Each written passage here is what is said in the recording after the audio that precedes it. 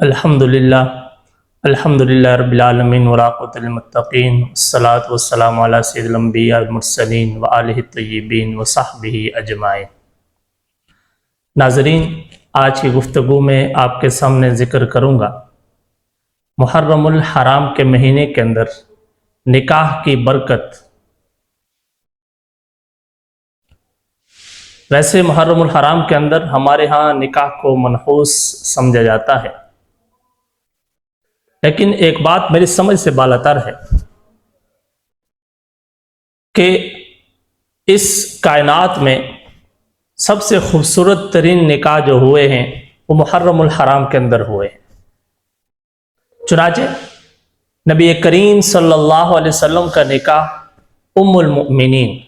حضرت خدیجۃ الکبریٰ رضی اللہ تعالی عنہا کے ساتھ اسی مہینے میں ہوا، اور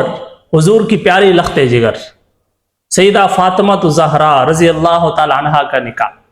سیدنا علی المرتضیٰ رضی اللہ تعالی عنہ کے ساتھ بھی اسی مہینے میں ہوا، اور ان دونوں نکاح سے بڑھ کر بابرکت نکاح کوئی ہو ہی نہیں سکتا۔ یہی وجہ ہے کہ ہمارے ہاں جب کوئی نکاح پڑھانے والا نکاح پڑھاتا ہے اور دعا کرتا ہے تو کہتا ہے اللہم الف بینہما کما الفت بین علی و فاطمہ، اللہم الف بینہما کما الفت بین سیدنا محمد و خدیجۃ الکبریٰ، جس کا ترجمہ یہ ہے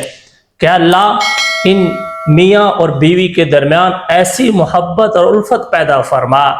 جیسے تو نے سیدنا علی اور سیدہ فاطمہ کے درمیان پیدا فرمائی تھی، اور یا اللہ تو ان میاں اور بیوی کے درمیان ایسی محبت اور الفت پیدا فرما جیسے تو نے خاتم النبیین امام الانبیاء حضرت محمد مصطفیٰ صلی اللہ علیہ وسلم اور خدیجۃ الکبریٰ رضی اللہ تعالی عنہا کے درمیان پیدا فرمائی تھی۔ اس وقت ہر کوئی نکاح پڑھانے والا یہ دعا کرتا ہے، اور ہم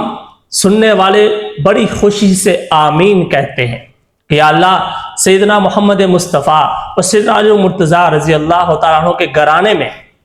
جیسے ان کے میاں اور بیوی کا آپس میں ریلیشن تھا، آپس میں پیار و محبت تھا، یا اللہ یہ ہمارے بھی اس نکاح میں جن کا نکاح ہو رہا ہے ان کے درمیان بھی پیدا فرما دے۔ امام صاحب نکاح پڑھانے والے حضرت بڑی خوشی سے دعا کراتے ہیں اور لوگ بڑی خوشی سے آمین کہتے ہیں،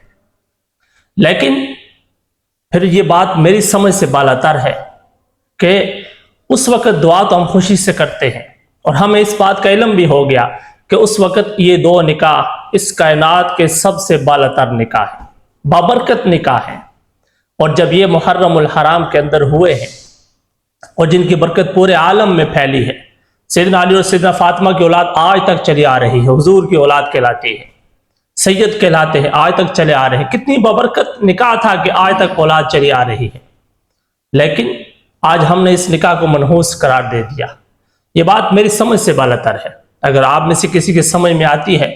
تو ضرور کمنٹ سیکشن میں بتلائے گا۔ اللہ تبارک و تعالی ہم سب کو